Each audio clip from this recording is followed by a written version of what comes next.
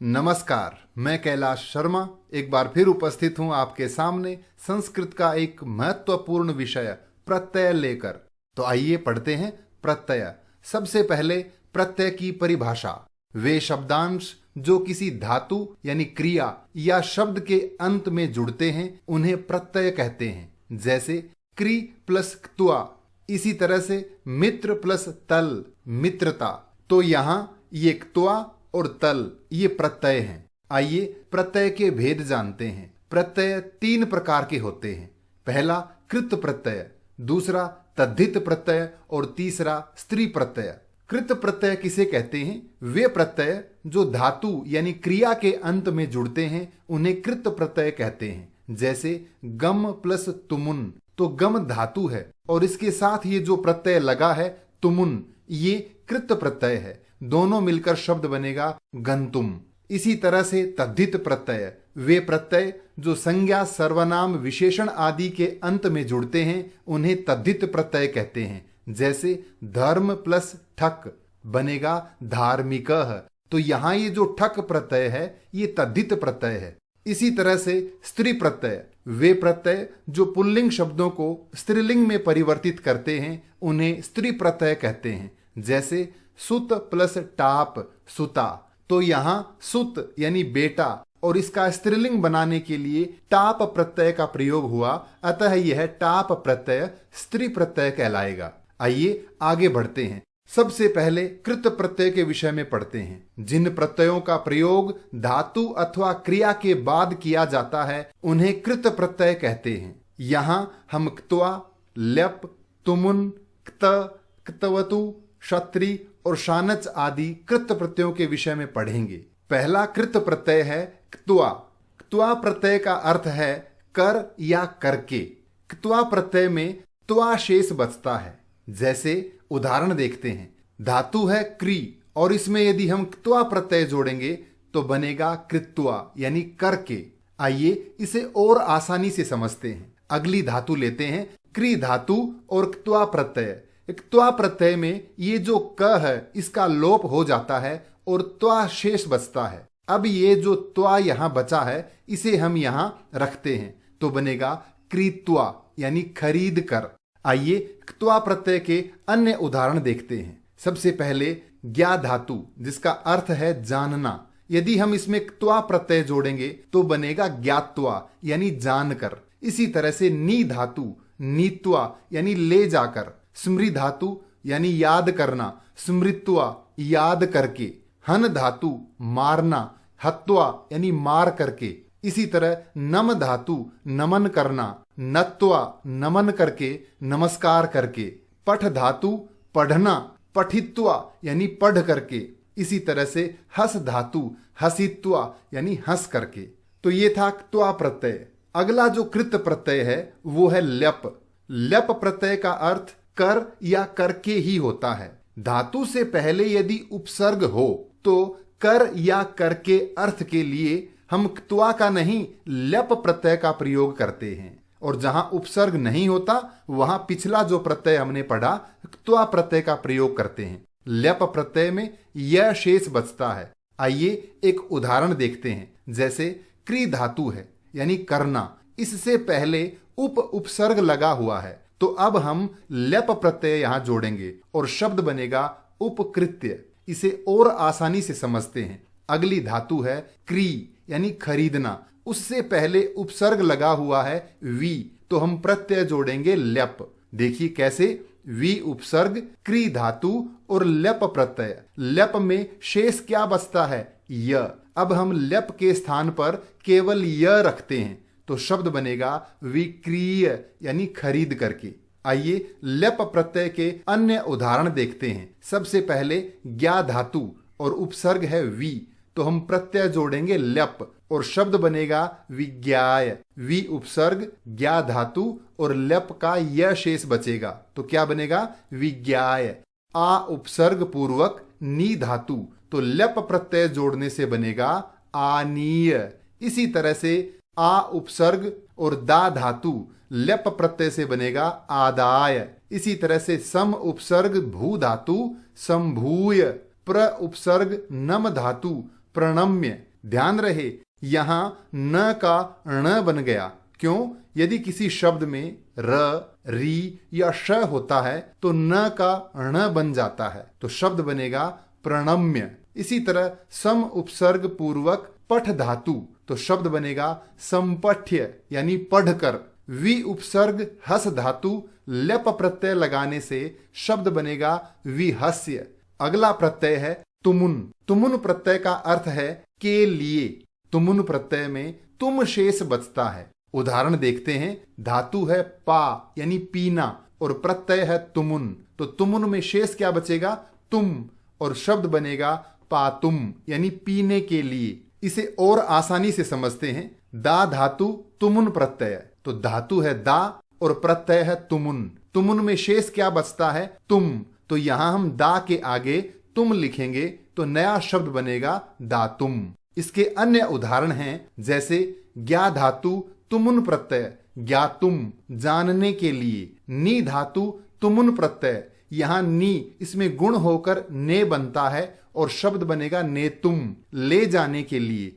इसी तरह से क्री धातु तुमुन प्रत्यय, तो ई का ए बन करके बनेगा क्रेतुम खरीदने के लिए। हन धातु मारना हंतुम मारने के लिए। गम धातु जाना गंतुम जाने के लिए। पठ धातु तुमुन प्रत्यय पठितुम पढ़ने के लिए। हस धातु तुमुन प्रत्यय हसितुम हंसने के लिए। अगला प्रत्यय है क्त प्रत्यय। त प्रत्यय का प्रयोग भूतकालिक अर्थ में किया जाता है, यानी कोई क्रिया हुई या की गई उस अर्थ में हम लिखेंगे क्त प्रत्यय। क्त प्रत्यय में केवल त शेष बचता है। याद रहे क्त प्रत्यय का प्रयोग कर्मवाच्य व भाववाच्य में ही किया जाता है। इसका एक उदाहरण देखते हैं, जैसे क्री धातु क्त प्रत्यय, क्त में शेष बचता है त, तो बनेगा कृतः। आइए इसे और आसानी से समझते हैं। अगला उदाहरण है क्री धातु क्त प्रत्यय। धातु लिखा हमने क्री और प्रत्यय जोड़ा क्त। क्त में त शेष बचता है, तो त को यदि हम यहां लिखेंगे तो बनेगा क्रीतः। अब ये विसर्ग यहां कैसे आया, इसे समझने के लिए देखें। पुल्लिंग में रूप बनेगा क्रीतः यानी खरीदा। इसी तरह से स्त्रीलिंग में क्रीता खरीदी। इसी तरह से नपुंसक लिंग में क्रीतम। इन शब्दों के रूप कैसे चलते हैं? जिन शब्दों में क्त प्रत्यय लगता है उन शब्दों के रूप पुल्लिंग में राम की तरह से, स्त्रीलिंग में रमा की तरह से और नपुंसक लिंग में फल की तरह से चलते हैं। जैसे पुल्लिंग में क्रीतः क्रीतौ क्रीताः, स्त्रीलिंग में क्रीता क्रीते क्रीताः और नपुंसक लिंग में क्रीतम क्रीते क्रीतानि। इसके अन्य उदाहरण देखते हैं। सबसे पहले है श्रु धातु यानी सुनना। त प्रत्यय यदि लगाएंगे तो पुल्लिंग में बनेगा श्रुतः सुना, श्रुता सुनी और श्रुतम ये नपुंसक लिंग में। इसी तरह से गम धातु गतः गया, गता गई और गतम नपुंसक लिंग में। इसी तरह से है दृश्य धातु देखना, पुल्लिंग में दृष्टः, स्त्रीलिंग में दृष्टा और नपुंसक लिंग में दृष्टम। अगला है क्री धातु, पुल्लिंग में कृतः कृता कृतम। इसी तरह पठ धातु पढ़ना, पठितः पठिता पठितम। लिख धातु लिखितः लिखिता लिखितम और ब्रू धातु उक्तः उक्ता उक्तम। अगला प्रत्यय है इक्त्वतु प्रत्यय। इक्त्वतु प्रत्यय का प्रयोग भी भूतकालिक अर्थ में किया जाता है। ध्यान रहे इक्त्वतु में तवत शेष बचता है। क्या बचता है? तवत, और इसका प्रयोग कर्तरी वाच्य में किया जाता है। उदाहरण देखते हैं। क्री धातु इक्त्वतु प्रत्यय, क्री में तवत लगाएंगे तो बनेगा कृतवत। इसे आसानी से समझते हैं अन्य उदाहरण के माध्यम से। श्रु धातु इक्त्वतु प्रत्यय, इक्त्वतु में तवत शेष बचता है। अब यहां ये जो तवत है इसे श्रु के आगे जोड़ेंगे तो बनेगा श्रुतवत। अब इसे पुल्लिंग, स्त्रीलिंग और नपुंसक लिंग में कैसे लिखते हैं आइए देखते हैं। पुल्लिंग में बनेगा श्रुतवान, स्त्रीलिंग में श्रुतवती और नपुंसक लिंग में श्रुतवत। इनके रूप कैसे चलते हैं? क्त्वतु प्रत्यय लगने के बाद पुल्लिंग में रूप चलेंगे भगवत की तरह से, स्त्रीलिंग में नदी की तरह और नपुंसक लिंग में जगत की तरह से। आइए इनके अन्य उदाहरण देखते हैं। सबसे पहले ज्ञा धातु जानना, क्तवतु प्रत्यय लगकर पुल्लिंग में बनेगा ज्ञातवान, स्त्रीलिंग में ज्ञातवती और नपुंसकलिंग में ज्ञातवत। इसी तरह से गम धातु गतवान, गतवती, गतवत। दृश धातु दृष्टवान, दृष्टवती, दृष्टवत। क्री धातु कृतवान, कृतवती, कृतवत।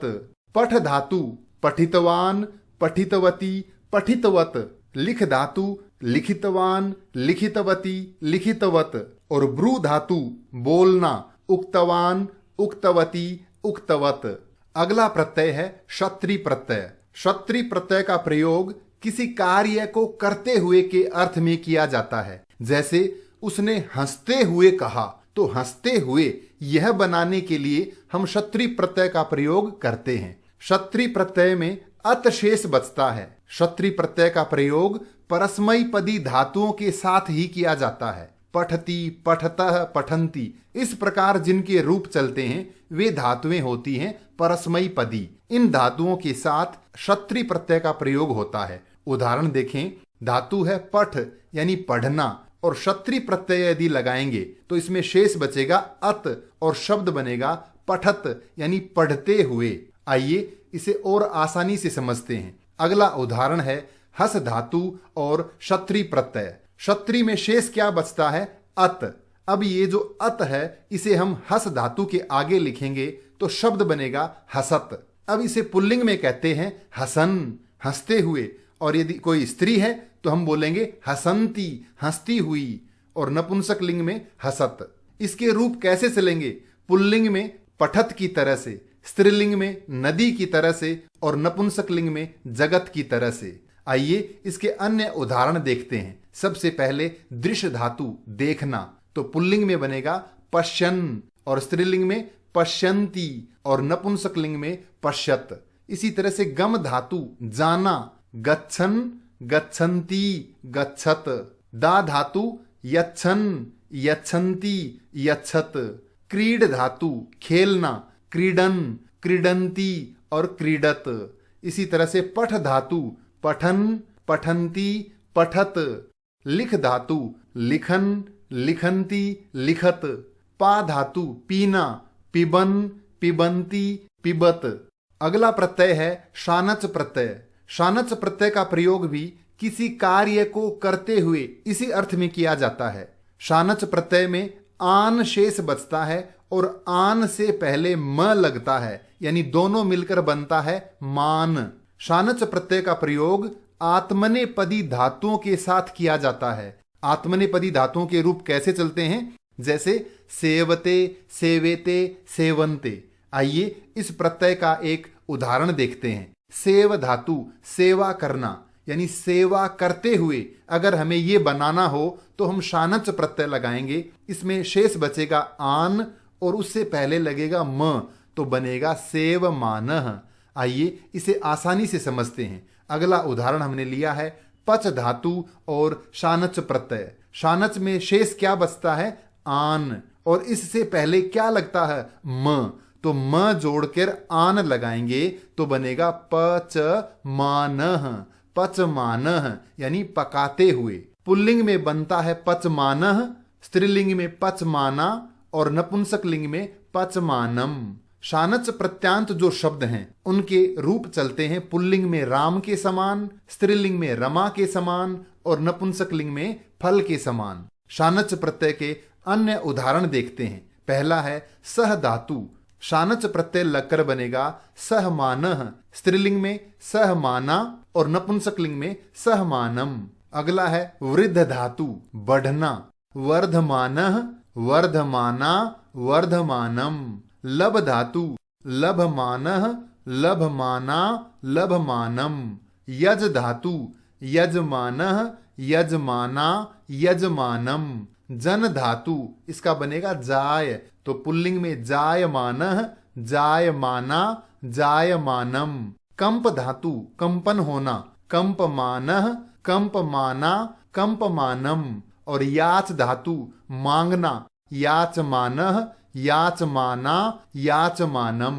अब हम बात करेंगे तद्धित प्रत्यय के बारे में। तद्धित प्रत्यय किसे कहते हैं? जिन प्रत्ययों का प्रयोग संज्ञा, सर्वनाम, विशेषण आदि शब्दों के बाद में किया जाता है उन्हें तद्धित प्रत्यय कहते हैं। कौन से प्रत्यय होते हैं तद्धित? जैसे ठक, मतुप, वतुप, त्व, तल, तरप, तमप, अण, इतच आदि।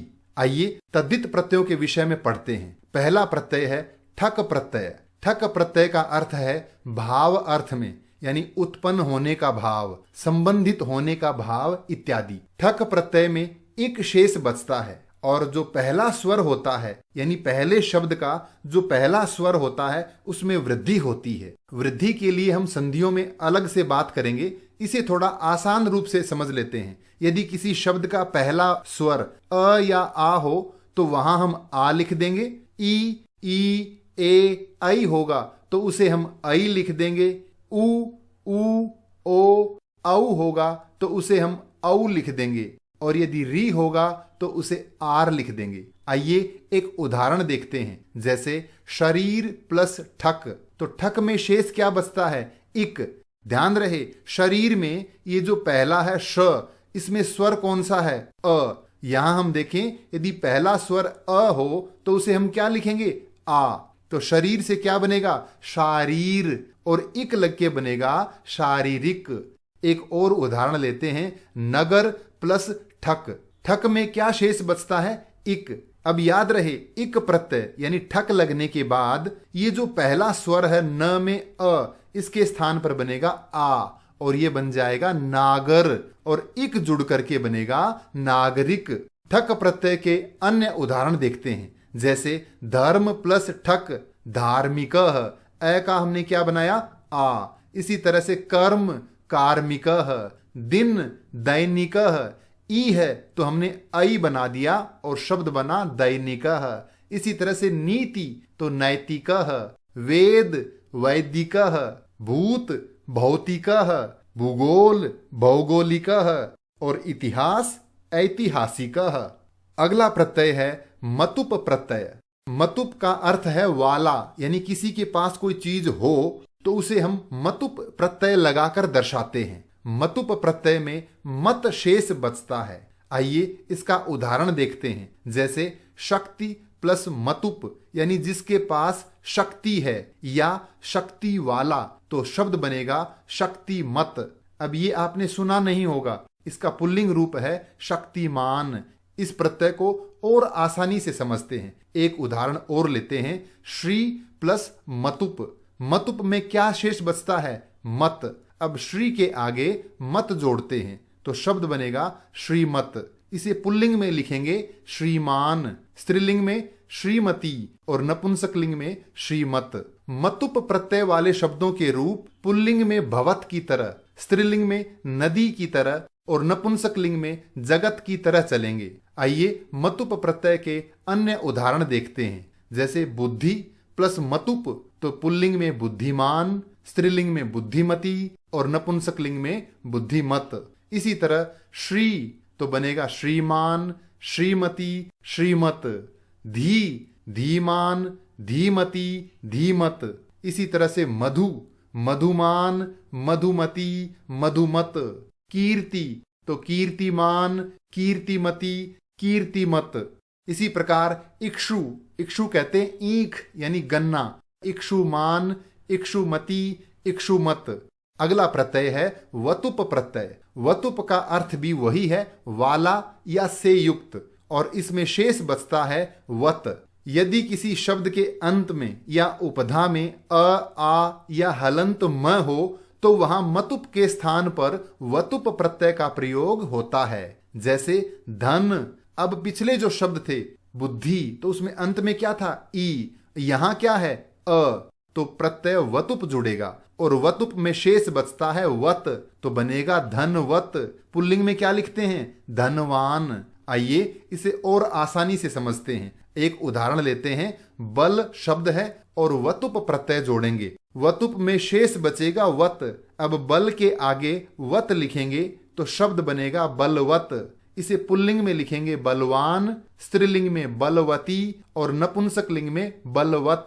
वतुप प्रत्यय वाले शब्दों के रूप पुल्लिंग में भवत के समान, स्त्रीलिंग में नदी के समान और नपुंसकलिंग में जगत के समान चलते हैं। आइए इसके अन्य उदाहरण देखते हैं। जैसे बल शब्द वतुप प्रत्यय पुल्लिंग में बलवान, स्त्रीलिंग में बलवती और नपुंसकलिंग में बलवत। इसी तरह से रूप तो रूपवान, रूपवती, रूपवत। गुण गुणवान, गुणवती, गुणवत। विद्या विद्यावान, विद्यावती, विद्यावत। ज्ञान ज्ञानवान, ज्ञानवती, ज्ञानवत। धन धनवान, धनवती, धनवत। कला कलावान, कलावती, कलावत। ध्यान रहे यदि शब्दों के अंत में आ हो तो वान लगेगा और ई उ आदि हो तो मान लगेगा। अगला प्रत्यय है त्व प्रत्यय। त्व प्रत्यय का प्रयोग भाववाचक संज्ञा बनाने के लिए करते हैं। इसमें त्व ही शेष रहता है। याद रहे त्व प्रत्यय लगने के बाद वो शब्द नपुंसक लिंग में ही रहेगा और उसके रूप फल के समान चलेंगे। जैसे महत शब्द है और त्व लगाएंगे तो नपुंसक लिंग में रूप बनेगा महत्वम। इसके अन्य उदाहरण देखते हैं। पशु प्लस त्व तो पशुत्वम, लघु प्लस त्व लघुत्वम।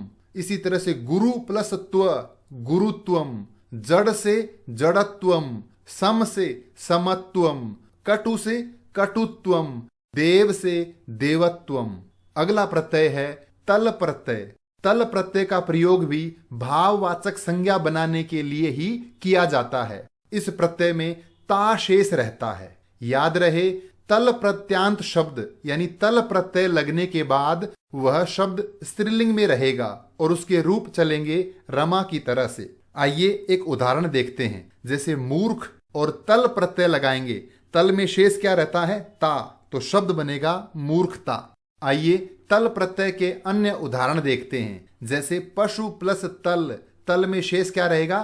ता, तो शब्द बनेगा पशुता। लघु से लघुता, गुरु से गुरुता, मित्र से मित्रता, सम से समता, कटु से कटुता, महत से महता। आगे बढ़ते हैं स्त्री प्रत्यय की ओर। स्त्री प्रत्यय किसे कहते हैं? जिन प्रत्ययों का प्रयोग पुल्लिंग शब्दों से स्त्रीलिंग शब्द बनाने के लिए किया जाता है उन्हें स्त्री प्रत्यय कहते हैं। जैसे टाप प्रत्यय, डाप प्रत्यय, चाप प्रत्यय, नीप, नीश और नीन प्रत्यय, ये स्त्री प्रत्यय हैं। आइए आगे बढ़ते हैं। पहला स्त्री प्रत्यय है टाप प्रत्यय। टाप प्रत्यय का प्रयोग अकारांत पुल्लिंग शब्दों से यानी ऐसे शब्द जिनके अंत में अ हो उन शब्दों से स्त्रीलिंग शब्द बनाने के लिए इसका प्रयोग किया जाता है। टाप प्रत्यय में आ शेष रहता है। उदाहरण देखते हैं।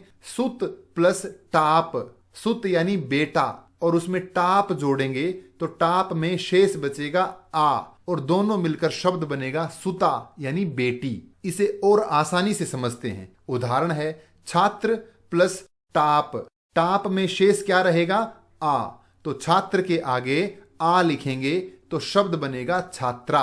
इसके अन्य उदाहरण देखते हैं। जैसे बाल प्लस टाप तो बाला, प्रथम प्लस टाप प्रथमा, कोकिल से कोकिला, अश्व से अश्वा, अज से अजा। यदि किसी शब्द के अंत में अक हो तो टाप प्रत्यय यदि जोड़ेंगे तो उस अक के स्थान पर इक हो जाता है और फिर आ प्रत्यय लगता है। जैसे बालक, इसके अंत में क्या है? अक, तो जब टाप प्रत्यय लगेगा तो अक का क्या बनेगा? इक यानी बालिक और आगे जुड़ेगा आ तो शब्द बनेगा बालिका।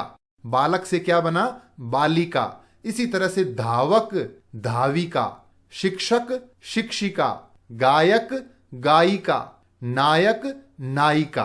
अगला प्रत्यय है नीप प्रत्यय। जिन पुल्लिंग शब्दों के अंत में री या हलंत न हो ऐसे शब्दों से स्त्रीलिंग शब्द बनाने के लिए नीप प्रत्यय का प्रयोग किया जाता है। इसमें ई शेष रहता है। आइए उदाहरण देखते हैं। जैसे कर्तरी, इसके अंत में क्या है? री, तो पुल्लिंग से स्त्रीलिंग जब बनाएंगे तो नीप प्रत्यय लगेगा। नीप में शेष क्या रहता है? ई, तो शब्द बनेगा कर्तरी। अब यहां इसे लिखने में अंतर आ गया तो कैसे हुआ, इसे और आसानी से समझते हैं। अगला उदाहरण है अभिनेत्री प्लस ङीप, इसे हम यहां लिखते हैं।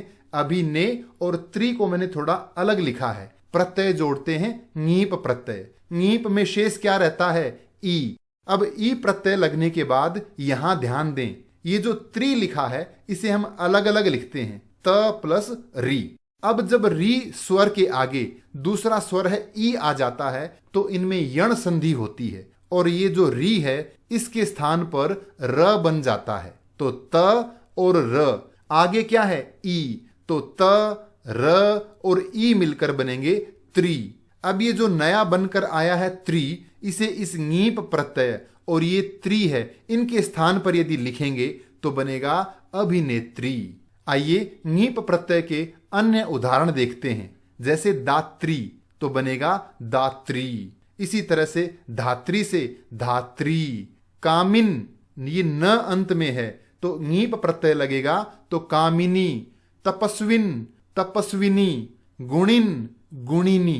ध्यान रहे, उम्र यानी वयवाचक शब्दों से और जातिवाचक शब्दों से यदि स्त्रीलिंग बनाना हो तो भी ई प्रत्यय ही लगता है। जैसे कुमार तो ङीप लगकर बनेगा कुमारी। किशोर से किशोरी। ब्राह्मण से ब्राह्मणी। देव से देवी। गोप से गोपी। तो ये थे मुख्य मुख्य प्रत्यय। आइए कक्षा 9 में जो प्रत्यय चलते हैं यानी कृत प्रत्यय, उनकी पहचान का तरीका। जैसे पहला है क्त्वा प्रत्यय। जिन धातुओं के अंत में त्वा लगा हुआ हो तो वहां प्रत्यय होगा क्त्वा। जैसे गत्वा, पीत्वा, दृष्ट्वा, उक्त्वा आदि। इसी तरह से यदि धातुओं के अंत में य हो, विहस्य, उपसृत्य, संपठ्य, तो वहां प्रत्यय है ल्यप। धातुओं के अंत में यदि तुम हो, वक्तुम, पातुम, पठितुम, तो प्रत्यय है तुमुन। इसी तरह से धातुओं के अंत में यदि तह यानी गतः, पठितः, लिखितः, इनके स्त्रीलिंग और नपुंसक लिंग के रूप भी बनते हैं। जैसे गतः, गता, गतम। जहां अंत में हो तह तो प्रत्यय होगा क्त। इसी तरह से धातु के अंत में हो वान, याद रहे धातु के अंत में हो वान, जैसे गतवान, पठितवान, उक्तवान आदि, तो प्रत्यय है इक्तवतु। इसी तरह यदि धातु के अंत में है अन, जैसे गच्छन, पठन, लिखन, हसन आदि, तो प्रत्यय है क्षत्रि। और यदि अंत में है आनह या मानह तो प्रत्यय है शानच। ये तरीके हैं जिनसे हम इन प्रत्ययों की पहचान कर पाते हैं। आइए अब कक्षा 10 के प्रत्यय जो तद्धित प्रत्यय हैं उनकी पहचान का तरीका। यदि किसी शब्द के अंत में इक हो तो प्रत्यय है ठक। जैसे धार्मिकः, नैतिकः, भौगोलिकः। और यदि किसी शब्द के अंत में हो मान, याद रहे शब्द के अंत में न कि धातु के, जैसे बुद्धिमान, धीमान, कीर्तिमान, तो प्रत्यय है मतुप। और यदि किसी शब्द के अंत में है वान, गुणवान, रूपवान, धनवान, तो प्रत्यय है वतुप। और यदि शब्द के अंत में है त्वम, जैसे लघुत्वम, पशुत्वम, महत्वम, तो प्रत्यय है त्व। और यदि अंत में है ता, जैसे लघुता, महत्ता, मित्रता, तो प्रत्यय है तल। इसी प्रकार यदि किसी शब्द के अंत में है आ, जैसे छात्रा, सुता, अजा, अश्वा, तो प्रत्यय है टाप। और यदि किसी शब्द के अंत में है ई, जैसे कर्तरी, दात्री, देवी, नदी आदि, तो प्रत्यय है ङीप। तो ये तरीका है जिससे हम इन प्रत्ययों की पहचान आसानी से कर पाएंगे। ये था आज का विषय प्रत्यय।